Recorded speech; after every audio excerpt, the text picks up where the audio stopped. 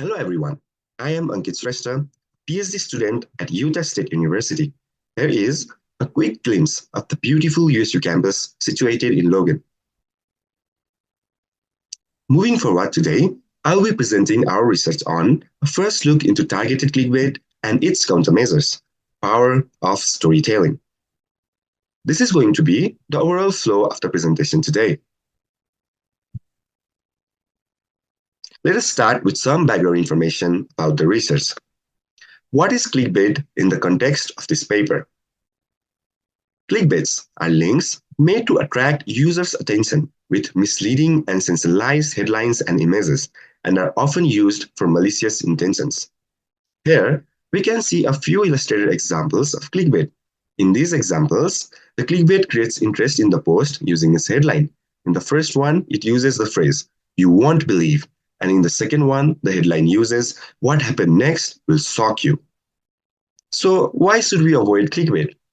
Clickbaits are often used in social engineering attacks, where attackers can trick users to click on links that direct them to malicious sites that introduces viruses and ransomwares to the user system. Clickbait is also used for spreading misinformation that can threaten public health and safety.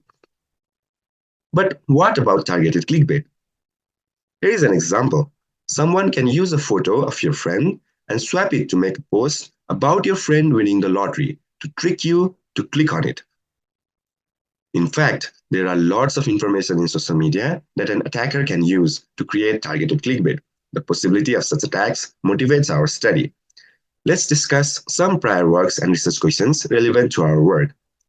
The worst day of the week to eat at a restaurant. Clickbait headlines create information gap like this to increase its relevance. However, users may not be interested in these topics at all. Nonetheless, targeted clickbait is optimally relevant based on relevance theory, as it aligns with users' interests and preferences. Further, with the advent of social media, an actor can weaponize public information about a user to target them through clickbait. However, there is a lack of work on targeted clickbait. This motivates our first research question to understand the public information in social media that can be used to attack users and the countermeasures against it. As we focus on designing countermeasures against targeted clickbait, we look at past studies. Here, most studies focused on moderation, which suffers from issues including reliability. We further learn only a few studies focused on supporting users, where most of them only classified the post as clickbait without providing details. Therefore, studies highlight the importance of informative interventions. In that regard, storytelling can be an effective tool. People often engage in risky behaviors like creating weak passwords even when they know they should not. Here, storytelling transforms the dry listing of information into a larger persuasive narrative where users get information from seeing people's story unfold. However, few studies have focused on interventions against targeted clickbait. This motivates our second research question. How can we leverage user-informed studies designing interventions to protect users from targeted clickbait? Here, we create the interventions against clickbait. Studies highlight the importance of including end users throughout the design and evaluation. Further, since the designs are created for end users, it is important to understand how they perform for them.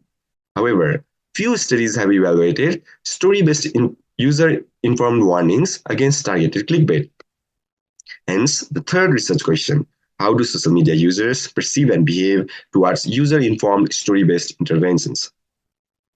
We conduct our research in 3 phases, each corresponding to the 3 research questions. In the following sections, we'll use the terms shown here to report on the perseverance of the themes in our qualitative results. Let's start with the first phase, curation. In this phase, we aim to answer the first research question about understanding targeting factors and countermeasures. We do that through 2 studies.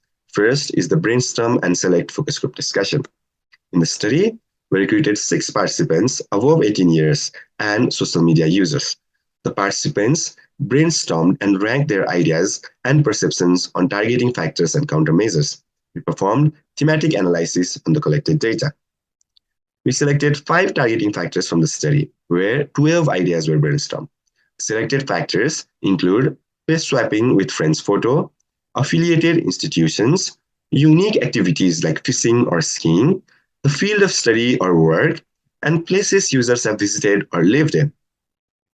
An example targeted clickbait designed based on targeting factors for the next study is shown here. This shows how a friend's photo and face swap technology may be used to create clickbait posts. From the focus group, we also selected 5 countermeasures, including conveying negative consequence, mentioning the reports on posts by other users, raising doubt and credibility of the URL, reminding alternate ways to find answer, and directly answering the question posed by clickbait. At this stage, the countermeasures were designed as text only. First, curate which of these ideas could be most useful in supporting users. Here is an example of a warning conveying negative consequence. After the focus group, we conducted a survey to further curate these factors and countermeasures. We recruited 30 participants through Amazon Mechanical Turk. Participants rated the targeting factor in their likelihood to click on the post and the countermeasure on its usefulness to them. In a 5-point Likert scale, statistical analysis was performed on the collected data. Using these results, we selected 2 targeting factors, face swap and affiliated institutions, for the next phase of our study. Similarly, we selected 2 countermeasures for the next phase, conveying consequence and conveying that the post has been reported. We used the curated factors and countermeasures to create the participatory design task for the users in phase 2. In participatory design, we answer how we can create story-based interventions against targeted clickbait through user participation. Here, we recruited 24 participants for designing the warning. We analyzed the designs and created 4 themes of interventions that were later translated to create finalized designs for evaluation.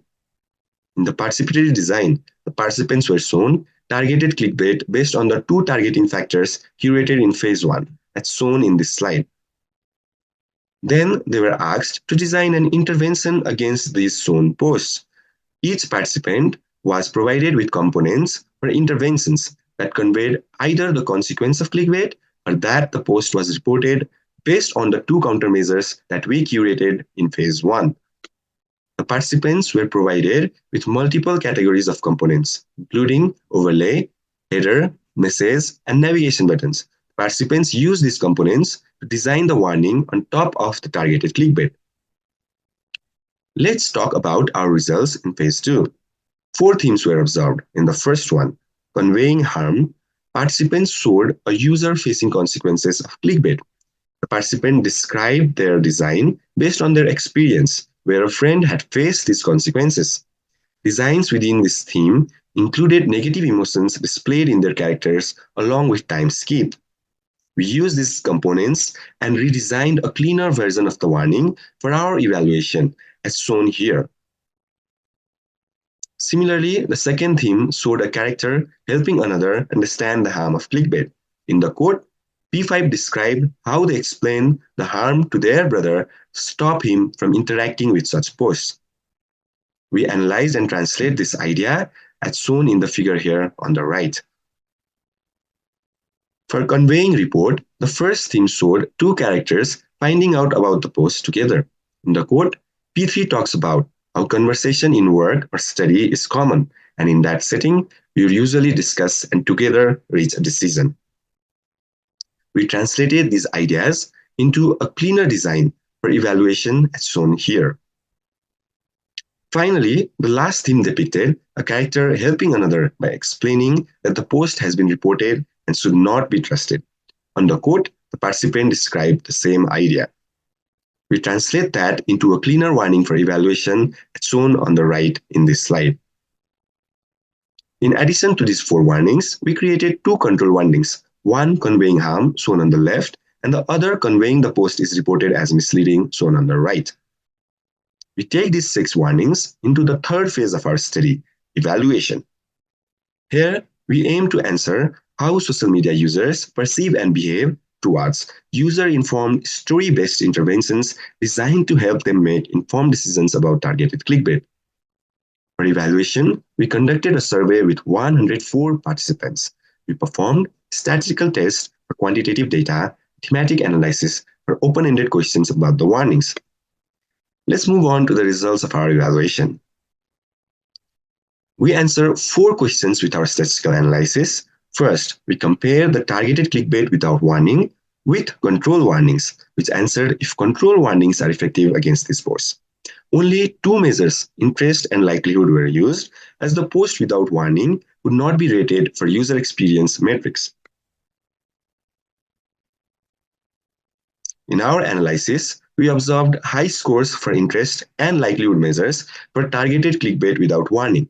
This indicates that targeted clickbait is effective and users are vulnerable to such attacks in social media. However, even with warnings without stories, participants are much less likely to click on targeted clickbait. We observe significant difference in their scores, indicating the importance of warnings against targeted clickbait in supporting their decisions. In the quote as well, the participant talks about how the warning interrupts them, making them reflect on their decision. The second analysis compared the story-based warnings and control warning conveying harm, and answered if adding such stories about conveying harm improved the warning. Comparison between the warnings were done in 7 parameters as shown here in the slide. The parameters of interest and likelihood are the same as we used before. The emotional story conveying harm significantly outperformed the control in terms of interest, likelihood, and connection, indicating the efficacy of using this story in the warning. In the quote, participants appreciate the additional details that explain what would happen to them when clicking on it. Further, the harm warning with competent peer significantly outperformed the control in every measure. Such a result indicates that the warning not only significantly reduces the likelihood of users to click on targeted clickbait, it also improves their experience with the warning in multiple aspects, including understandability, usefulness, connection, and credibility. In the quote, the participant echoes these findings, where the presence of a competent peer increases their trust in the warning. The third analysis compared the story-based warnings and control warning conveying that the post is reported as misleading, and answered if adding these stories improved the warning. The report warning presenting conversation fared poorly with control, significantly outperforming it in terms of perspicuity. In the quotes, participants pointed to the complicated story used in this particular warning for such a score. However, the warning with a peer reporting this post is misleading significantly outperformed the control in terms of likelihood and connection, indicating that adding this particular study can further improve the warning against targeted clickbait. In the quotes, participants talk about the realistic and simple portrayal of the story as the factor behind the improvement. Finally, the 4 story-based warnings were compared to see if there was a clear champion. The results of this comparison is, however, not presented here due to time constraints. Please read our full paper to learn about them. As we discussed our findings, let's talk about some of its implications. In all 3 phases of our study, participants showed high interest and likelihood to click on targeted clickbait. These findings connect with relevance theory and points to the efficacy of targeted clickbait, indicating that users are vulnerable to these attacks. Therefore, it is imperative to focus on creating safeguards against targeted clickbait. Our results also indicate that storytelling can be an effective tool in persuading users. However, the design presented in this study are still prototypes. Designers and researchers can use our findings to create the next generation of interventions against targeted clickbait, while adapting them for motivating safer online behavior beyond the scope of targeted clickbait. The warnings designed in our study can be personalized based on the threat of the post. Such an implementation will allow users to immediately understand the level of risk associated. It will also help them avoid habituation and improve their trust in the warning. However, much advancement in AI is required for such an implementation to be possible. Due to time constraints, we are unable to present all our findings and recommendations. Please read our paper to learn more details on them. Thank you, and if you have any questions, please contact us.